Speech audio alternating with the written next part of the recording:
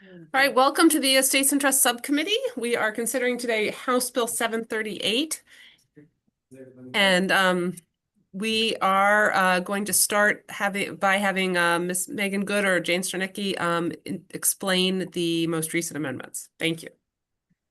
Thank you so much, Delegate Embry and members of the subcommittee.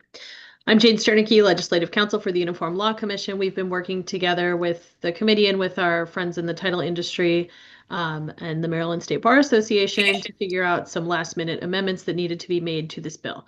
So the most recent amendments that are from earlier in the week, I believe you just got them after some changes that were made yesterday, are to Section 14-1008. The purpose of these amendments is to make it clear that an inter vivos deed that revokes a transfer on death deed does not necessarily need to be recorded prior to the death of the transferor. It just needs to be delivered. And that was to address some delays that can occur with the recording of an inter vivos deed specifically that may not necessarily be present for the recording of a transfer on death deed revocation. So to be clear, a transfer on death deed revocation does still need to be recorded prior to the death of the transfer. It's just that inter vivos deed where we're allowing a slightly longer timeline in case there are delays with the physical recording of the document.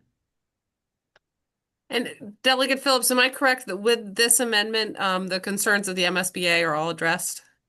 It is my understanding that the concerns of all of the parties have been addressed. All of the parties. Perfect. Well, with that, I will open this open up to questions from members. Yeah. Delegate Valentine. Thank you, Madam Chair. And that I think the good delegate answered my question, but I had a list here. I know we have quite a few things here from the clerks and the judiciary and the Land Title Association. And I did talk to Delegate Phillips before this.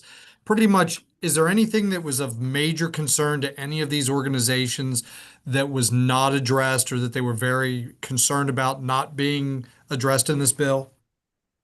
And I will tell you, Delegate, not that I'm aware of, and I'll ask Mr. Nikki if she wants to respond because she has done a yeoman's job of working with all of the stakeholders. And I'm really Delegate thinking, Embry, if I may. Yes, really please. just anything Ms. of, Sternicki. Oh, sorry. Go ahead, Delegate Valentine. just anything of substantial substance that they are displeased or something that wasn't to their liking. Ms. Sternicki. Thank you, Delegate Valentine. It's our understanding that we have addressed the vast majority of those concerns. We feel confident that this addresses everything that was within reason. The main issue, the main change that we made was to add that tax death notification form, and that was at the request of the clerks. That's an optional form that the beneficiary can use to notify the taxing authority that the property is now theirs. That's to avoid tax sales and make sure that they are receiving the bill for those taxes. We also added in a section on that form about a certification of occupancy status that should make it clear that that person is also occupying the property when that's the case. So we are confident that we've addressed the outstanding concerns from stakeholders and that the version that's in front of you reflects those changes. Ms. Good. Yeah, I just want to add one other thing, just to be fully transparent. Another area that the clerks had raised issues about were things like folio and page numbers and legal descriptions being in the deed.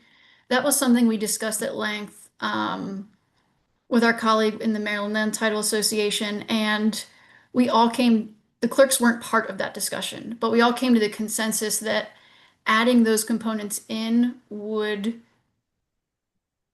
be raising the bar for this deed well above what is required for other deeds, which just did not seem to be appropriate. And we strengthened the FAQs so that we would be guiding users to create accurate legal descriptions. And Jeff has been in contact more with the clerks, and he felt very confident that those adjustments were really the best we could do to meet that concern, and that he was going to communicate that back to them. But that from the standpoint of creating a valid deed that could be insured, what the amendments we made were solid. And in their testimony, they talked about it from from the lens of title. So he looked at it from that lens and felt very confident with where we landed. And that's Jeff who testified at the hearing. Yes. Favorable amendments. Thank you. Right. Delegate Stinnett? Yes, thank you, Madam Chair. Just quick question. Do you know the status of the cross-file? Delegate Phillips? Crossfire was being heard in JPR, not heard, it was being voted on in JPR today. I don't know whether it actually passed. We have been keeping the two bills in sync, and so they have the latest amendments that we are looking at today. Thank you. And I will text the senator to see if they actually voted on it. Are there any other questions? But Madam Chair, Yes, yes, Delegate Valentine. but is Delegates Phillips understanding that what would be voted on if it's voted on in JPR would be the exact of what we have in front of us today? That is That is correct. correct. Thank you. Seeing no other questions, is there a motion on the amendment? And this is the reprint we received today, so it contains the entirety of the amendments. So moved. Thank you. Is there a second? Second. Thank you. All in favor, please raise your hand so I can see.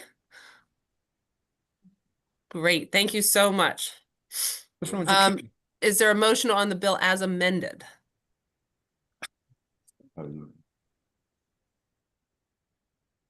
We have a motion on the bill as amended.